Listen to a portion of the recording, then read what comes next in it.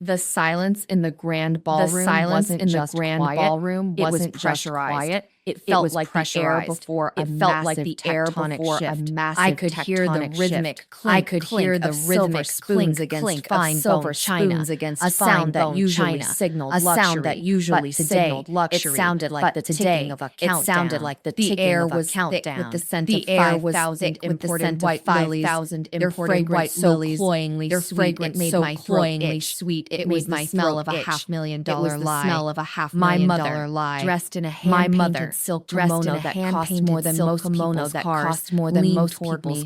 Her perfume, something rare and sharp, hit me like a physical blow. She didn't look at me. She looked at the room. She didn't look at me. Her eyes she looked at the crowd of dignitaries, business rivals, and socialites, like a general surveying a conquered territory. Her voice a razor wrapped in velvet. Her voice a razor wrapped in velvet. Your face, smile. Your face looks like a funeral mask. This is a celebration of our family's resilience. Don't ruin the optics. She reached under the table and pinched my wrist, her manicured nails digging into my skin. It was a familiar sting, a reminder of my place. I was the silent partner, the one who funded the face but was never allowed to show her own.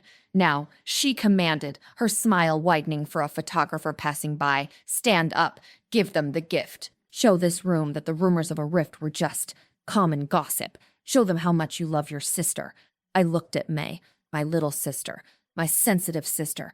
She was radiant in a traditional shiramuku, the heavy white silk making her look like a goddess carved from ice. She was glowing, but not with love.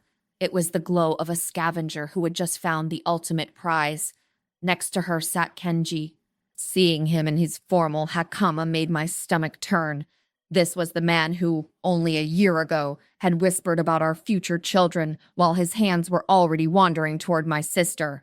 He didn't look guilty. He looked triumphant.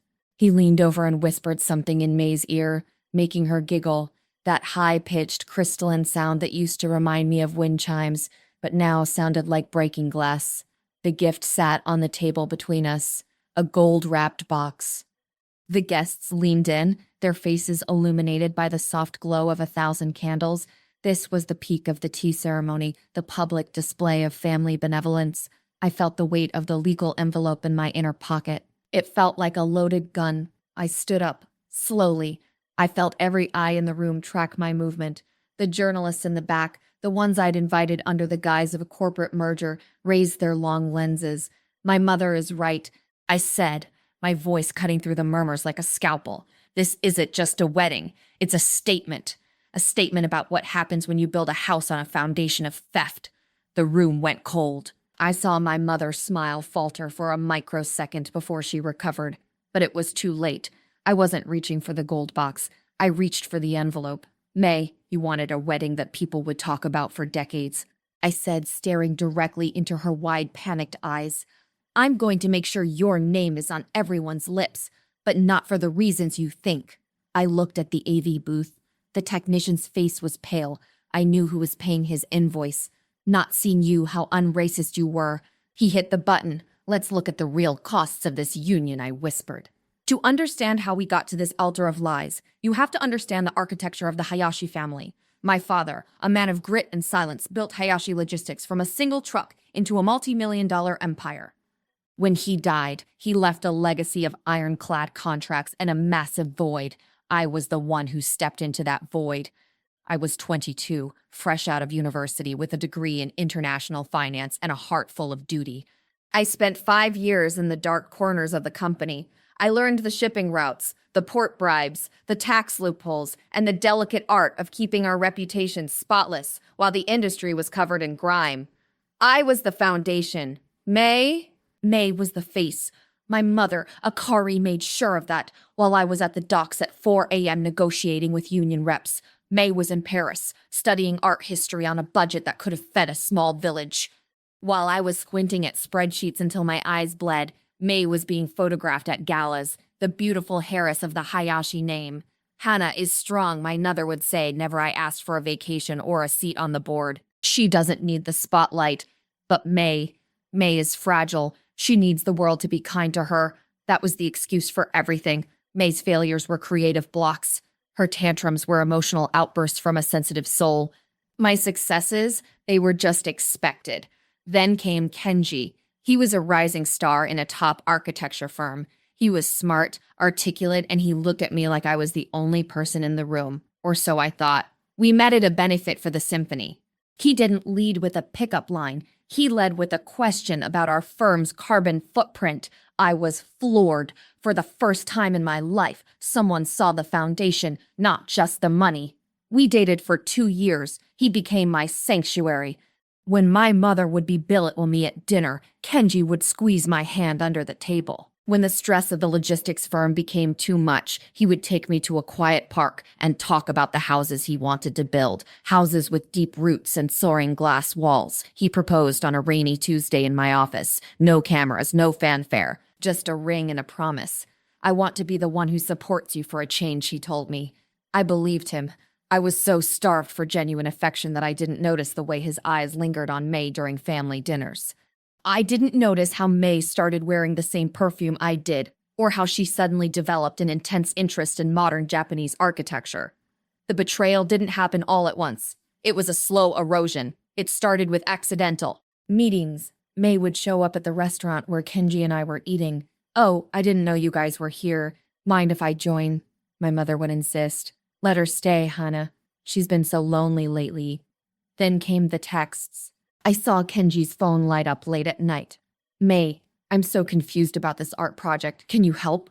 I told myself I was being paranoid. This was my sister. This was my fiancé.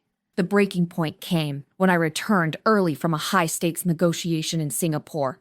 The deal had been brutal, and all I wanted was to fall into Kenji's arms and sleep for 20 hours. I let myself into our shared apartment. The lights were low. I heard music, soft, jazz-heavy, and then I heard it, the giggle. I walked toward the bedroom, my heart hammered against my ribs like a trapped bird. The door was ajar. I didn't find them in a passionate embrace. It was worse. They were sitting on the bed, going through my jewelry box. Kenji was holding up my grandmother's diamond brooch, the one meant for the eldest daughter's wedding. "Mother said this would look better on you anyway," Kenji was saying, his voice devoid of the warmth he usually reserved for me. "Hana doesn't appreciate the aesthetics. She just sees the resale value." May leaned her head on his shoulder. "I feel bad, Kenji. She's going to be so dramatic when she finds out." "Let her be dramatic," Kenji sneered. "She's a workhorse. She'll complain, she'll cry, and then she'll go back to the office, because that's all she knows how to do. By the time the dust settles, we'll have the firm, the house, and the name. She's just the person who holds the pen while we sign the checks." I stood in the hallway, the Singapore contract still in my hand. I didn't burst in. I didn't scream. I did what I do best. I gathered data. I realized then that Kenji hadn't fallen for May. They had formed an alliance. My mother, my sister, and my fiancé had decided that the foundation was no longer needed, only its assets. I walked out of the apartment as quietly as a ghost. I went to a hotel, sat on the floor, and opened my laptop. If they wanted a workhorse, I would show them exactly how hard I could work. But I wasn't going to build their future anymore. I was going to dismantle their present, brick by brick. 3 days after I found them in my bedroom, my mother called a family summit, not at our home, but at the most expensive tea house in Kyoko, a place where the walls were made of ancient cedar and the silence was guarded by women in silk. I sat across from them, my mother, looking regal and unbothered, May, clutching a handkerchief as if she were the victim, and Kenji, who had the audacity to wear the watch I bought him for his birthday. "Hana," my mother began, her voice as smooth as polished jade, "we are not here to discuss the past. The heart is a fickle thing, and Kenji and May have discovered a connection that cannot be ignored. To fight it would be unseemly." I looked at my tea. "You want me to just accept that my fiancé and my sister are together. We want you to be a Hayashi," my mother snapped, the mask slipping for a second. "A scandal would destroy our standing. If you call off the wedding, people will whisper. They will say the Hayashi women are weak, so the wedding will proceed. Only the bride will change." The sheer coldness of it nearly took my breath away. But then came the real knife. "Since you are no longer getting married," my mother continued, Your wedding dowry, and the trust fund your father left for your new life are sitting idle. May needs a gala that will overshadow this little transition. You will sign over the management of wedding accounts to me. Me, Captains of Hollywood, is a great statue that nothing has come from your wedding dow. You will fund the entire event. It is your contribution to the family's face, and if I don't, I asked. Kenji spoke up then, his voice dripping with fake concern. Hannah, be reasonable. I have all the records of your discretionary spending from the firm over the last 2 years. If you make this difficult, we'll have to conduct a public audit. It would be a shame if the reliable daughter was seen as a thief. He was threatening me with the very accounts I had meticulously managed to keep them afloat. He knew I'd moved money to cover my mother's discretionary losses at the casinos in Macau to protect the family name. He was using my loyalty as a noose. Fine, I said, my voice a hollow whisper. I'll pay. May beamed, reaching across the table to touch my hand. I pulled away as if she were a hot stove. Oh, thank you, Hannah. I've already looked at the Imperial Ballroom for the date. And the catering. We need the 10-course gold leaf menu. We have to show everyone we're still at the top. Over the next 4 months, I became a ghost in my own life. I attended meetings with florists who looked at me with pity, the leftover sister paying for the theft of her own life. I watched as $50,000 went to a cake that looked like a tower of lies. I signed off on $120,000 for a flower arrangement that would wilt in 6 hours. But every time I signed a check, I was doing more than transferring money. I began to move. I opened a private offshore account in the Cayman Islands, something my father had taught me as a break glass in case of emergency measure. I started diverting my own salary and the bonuses I had never cashed. Then I went deeper. I knew my mother was still gambling. I didn't stop her. In fact, I made it easier. I set up automatic transfers for her from the corporate auxiliary accounts, the ones that required my signature but were rarely audited by the board.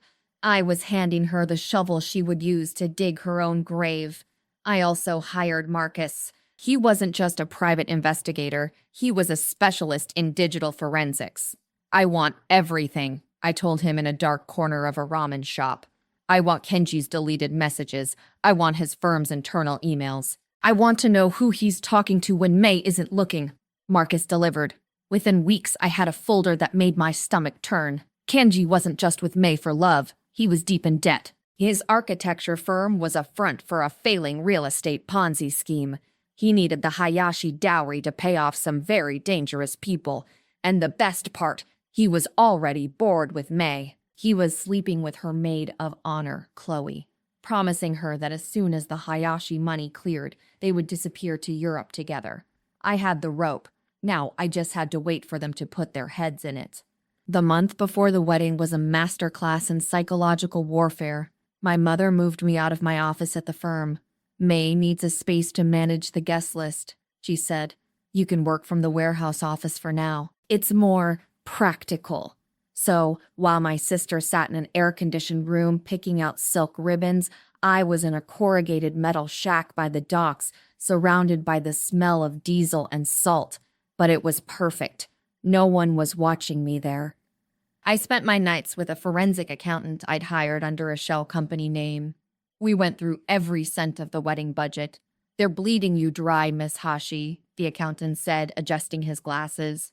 But look here, your mother has been using the company's credit line to guarantee the loans for the venue and the caterers. Since you are the primary guarantor for the company, if the company's liquidity drops below a certain point, the bank will automatically freeze all associated accounts. A slow smile spread across my face. And how do we make the liquidity drop? Well, he said, pointing to a line of code, if you were to trigger a suspicious activity report on the Macau transfers, the bank is legally obligated to halt all outbound payments for 72 hours while they investigate. If that 72 hours happens to fall on, say, a Saturday, the day of the wedding, I finished. But I needed a bigger impact. I wanted to destroy the face. The humiliation intensified. 2 weeks before the big day, May called me to the bridal suite at the Ritz. She was surrounded by bridesmaids, including Chloe, who was wearing a smirk that told me she knew exactly how much of a fool I was supposed to be. Hana, darling, May chirped. The seamstress is here for your maid of honor dress. But we had to take it in. A lot. You've been looking so haggard lately. The stress of the warehouse, I suppose. We can't have you looking like a peasant next to me. The seamstress, a woman I had known for years, looked at me with tears in her eyes as she pinned the dress. It was 2 sizes too small. It was designed to make me look bulging, uncomfortable, and ridiculous. And Kenji had an idea. May added, sipping champagne I had paid for. He thinks you should be the one to handle the gifts and dowry presentation during the tea ceremony. It's a position of great honor. It shows the world you've given us your blessing. She wanted me to stand in front of 300 people and hand over the keys to my father's empire to the man who cheated on me and the sister who stole him. I'll do it, I said. Chloe chuckled. See? I told you she'd be a good little soldier. Hana always knows her place. That night, I received a final file from Marcus. It was a video. It was Kenji and Chloe in the back seat of his car, parked just 2 blocks away from the bridal shop. They were laughing about the dowry. The old lady is a gambling addict, and the sister is a brat. Kenji's voice was distorted but unmistakable. Once Hana signs that transfer during the tea ceremony, the money hits the joint account. I've already got the wire transfer to Zurich set up. We'll be in the air before the cake is even cut. I watched the video 3 times. I didn't cry. My tear ducts felt like they had been cauterized. I called the venue manager. Mr. Sato, I said, this is Hana Hayashi. I'm calling regarding the final payment for my sister's wedding. I've noticed some irregularities in the corporate card being used. For your own protection, I would suggest you demand a secondary form of collateral. And Mr. Sato, if the card is declined on the day, do not hesitate to cut the power. I'll make sure your personal bonus is handled privately. The trap was set. The bait was the very thing they thought they were stealing from me. I went back to the warehouse office, sat in the dark, and listened to the sound of the cranes moving containers in the distance. Every clunk of a container hitting a ship sounded like a nail in their coffins. They thought I was the foundation, the silent, unmoving floor they could walk all over. They forgot that when the foundation shifts, the entire building comes screaming down. The final 48 hours before the wedding were a fever dream of calculated moves. While my mother was obsessing over the shade of the silk napkins and May was practicing her blushing bride walk, I was meeting with a team of lawyers and forensic accountants in a windowless office near the harbor. Everything is in place, Miss Hayashi, my lead counsel said, sliding a thick stack of documents across the table. The moment you signal the bank, the asset freeze trigger will be pulled. Because your mother used the company's core capital as a personal guarantee for her gambling debts, which we've now documented, the board has the legal right to suspend her executive powers immediately. I looked at the documents. It wasn't just a freeze, it was a decapitation. And the dowry? I asked. The dowry they expect you to sign over is currently sitting in a temporary escrow account, he explained, a thin smile touching his lips. When you sign that paper at the ceremony, you won't be transferring money to Kenji and May. You'll be signing a notice of assignment. The money will automatically be diverted to pay off the company's outstanding creditors, specifically the ones your mother borrowed from. By the time Kenji tries to wire that money to Zurich, the account balance will be exactly 0. I felt a cold thrill. And the personal impact? Total, he replied. Your mother will be personally liable for the wedding costs. Since the corporate cards will be flagged for fraud by then, the hotel will have no choice but to pursue her for the debt. We're talking about $500,000 in immediate unsecured debt. I left the office and went to the wedding rehearsal. The ballroom was a sea of white and gold.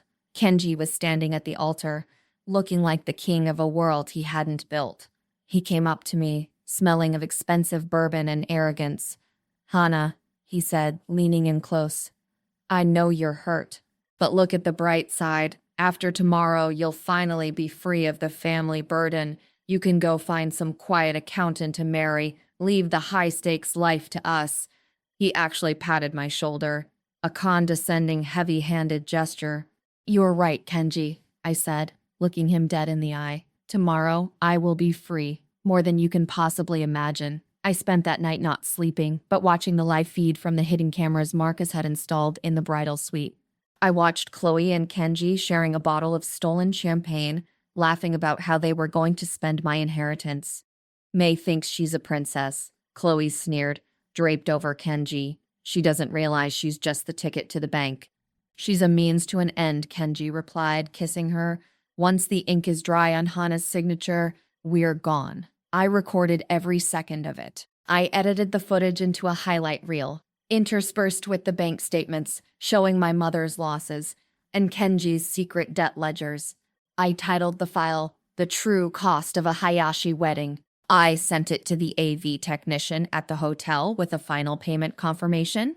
Wait for my signal, I told him. When I touch my grandmother's brooch, hit play. The morning of the wedding was a masterpiece of irony. I stood in the bridal suite, helping May into her $20,000 silk kimono. My own dress, the one designed to make me look ridiculous, pinched my ribs so hard it was difficult to breathe. But I didn't care. The pain kept me sharp. You look okay, Hannah, May said, not even looking at me as she admired herself in the triple mirror. Try to stand in the back during the photos. I don't want the silhouette to be uneven.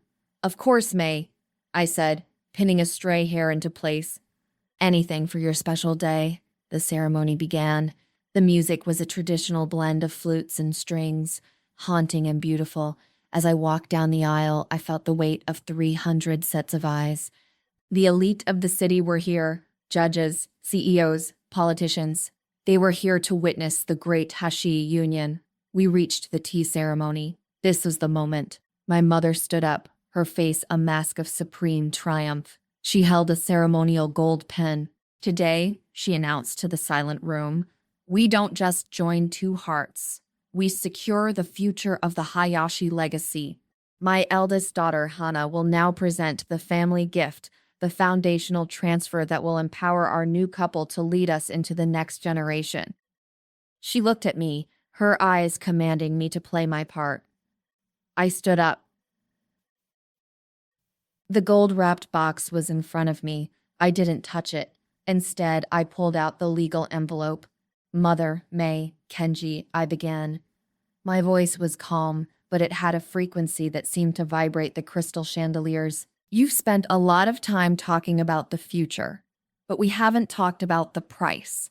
Everyone in this room sees a beautiful wedding, but I want to show you what's really behind the silk. I reached up and touched the diamond brooch on my lapel. The giant LED screens behind the altar flickered.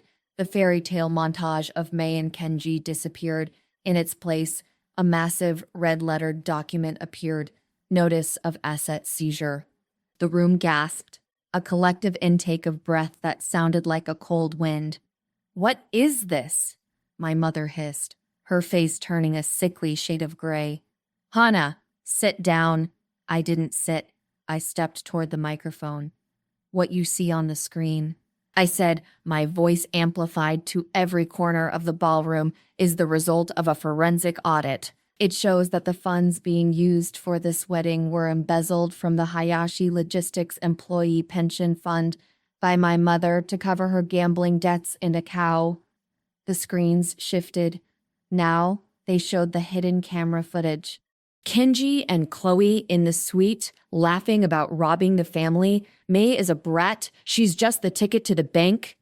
Kenji's voice boomed through the high-end speakers. The footage showed him kissing Chloe, May's maid of honor, while May's wedding dress sat in the background.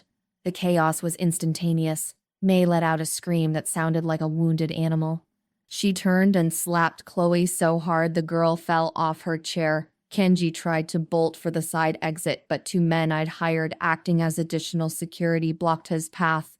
And finally, I said, looking at the venue manager, who was standing by the door, the gift. I signed the paper in the envelope and held it up. This isn't a transfer of money to the couple, I announced. This is a formal filing of corporate bankruptcy for the wedding's primary sponsors. The credit cards used for this ballroom, the food you're eating, and the champagne in your glasses have just been deactivated by the bank for suspicious activity. Right on cue, the lights in the ballroom dimmed to 50%, the air conditioning hummed to a halt, the orchestra stopped mid-note. "The party is over," I said. I looked at my mother. She looked like she had aged 20 years in 20 seconds. Her face was gone. All that was left was the ruin. I looked at May, who was sobbing on the floor, her expensive white silk stained with spilled tea. I looked at Kenji, who was being confronted by a journalist I'd tipped off, the one who had the records of his real estate fraud. I walked down the altar stairs. I didn't look back. As I passed the bar, I picked up a single unopened bottle of vintage Krug. "Charge it to the bride," I told the stunned bartender. The exit from the ballroom was the quietest walk of my life. Behind me, the muffled sounds of a dynasty collapsing echoed through the heavy oak doors. Shouts of creditors, May's hysterical wailing, and the frantic clicking of camera shutters as the journalists I'd invited realized they were witnessing the social execution of the decade. I didn't go to the parking lot. I went to the roof of the hotel. I needed to breathe air that didn't smell like betrayal and expensive lilies. From the roof, I could see the city lights of San Francisco stretching out toward the bay. Below, blue and red lights began to flicker. The police had arrived, not for me, but for Kenji. Marcus had done his job well. The evidence of Kenji's Ponzi scheme wasn't just sent to the wedding screens. It was uploaded directly to the DA's tip line an hour before the ceremony. I popped the cork on the Krug. The crisp, cold bubbles felt like the first honest thing I'd tasted in years. The fallout was more absolute than even I had calculated. Kenji didn't even make it out of the hotel in his tuxedo.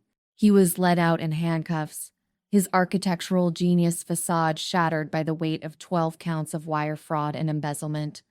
Without the Hayashi dowry to bail him out, his investors, mostly dangerous men who didn't take kindly to losing money, descended on his firm like vultures. Last I heard, this is what I imagine, and it was crazy when my dad is nowhere, nothing to me was possible. Sensitive Soul didn't handle the reality check well.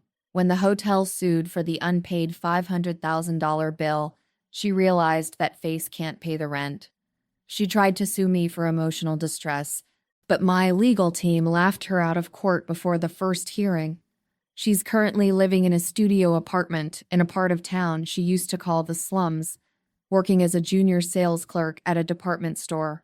The porcelain doll finally had to learn what it's like to stand on her own 2 feet. She hates it. My mother, Akari, suffered the worst fate of all for a woman of her stature: irrelevance. The board of Hayashi Logistics, presented with the evidence of her gambling-fueled theft, stripped her of her title and her pension. They offered me the CEO chair, but I turned them down. I didn't want to rule a kingdom built on my mother's bitterness. I settled the company's debts, liquidated my father's remaining private assets, and vanished. I moved to Tokyo, the city of my father's birth. I bought a small, minimalist penthouse in Minato. No gold leaf, no white lilies, just concrete, glass, and a view of the Tokyo Tower. I started Ishii Logistics. Ishii means stone. It's a boutique firm. I don't have 300 employees, and I don't go to galas. I have 12 dedicated specialists and a reputation for being the most surgically precise logistics partner in Asia. I am still the foundation. But this time, I'm the owner of the building, too. A year to the day after the wedding of the century, I received a package. It was a letter from my mother, handwritten on cheap paper. It was a plea for money, for forgiveness, for a return to the robbery way things were. I didn't burn it. I didn't cry over it. I simply put it in the shredder. The machine hummed, turning her excuses into thin, white strips of nothing. People think revenge is about the moment of the explosion, the screams, the gas, the drama. But they're wrong. Real revenge is the silence that follows. It's the peace of knowing that your life is no longer a resource for people who don't love you. I sat back in my chair, looking at the blinking cursors on my monitors. My accounts were balanced. My reputation was self-made. My foundation was solid. The workhorse finally stopped pulling the carriage, and the people riding in it found out exactly how hard it is to walk in the mud. I took a sip of my tea, bitter, hot, and perfectly clear. For the first time in 27 years, I wasn't just the foundation of a family. I was the architect of my own life, and the view from here, it's worth every cent.